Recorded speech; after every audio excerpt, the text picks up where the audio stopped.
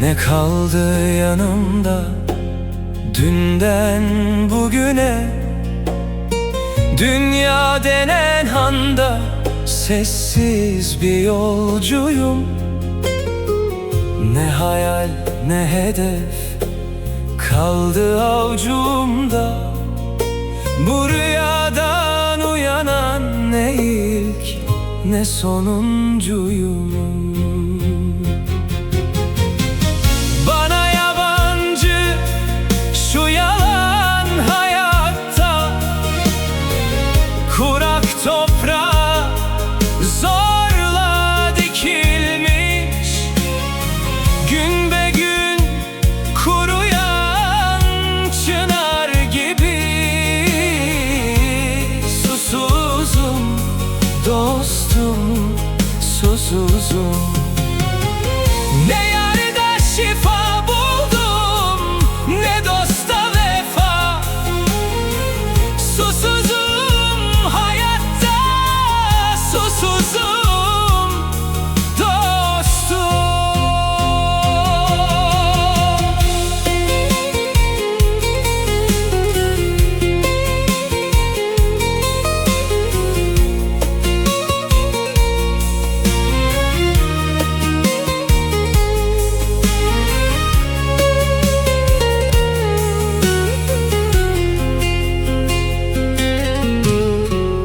Fırtınalar koptu gönül deryamda, ne dertler yığıldı kıyılarıma. Uslanmaz yüreğim, bitmez umudum. Bu yolda aldanan ne ilk ne sonuncuyum.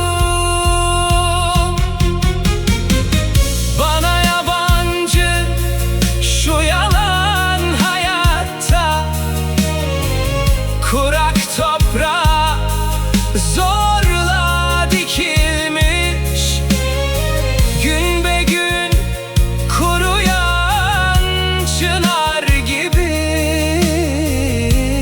Susuzum dostum, susuzum. Ne yarda şifa buldum, ne dosta vefa. Susuzum hayatta, susuzum dostum.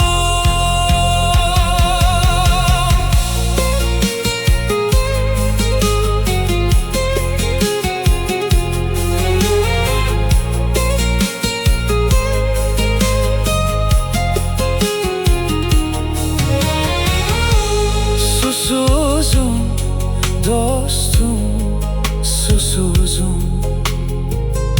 Kurak toprakta çınar gibi.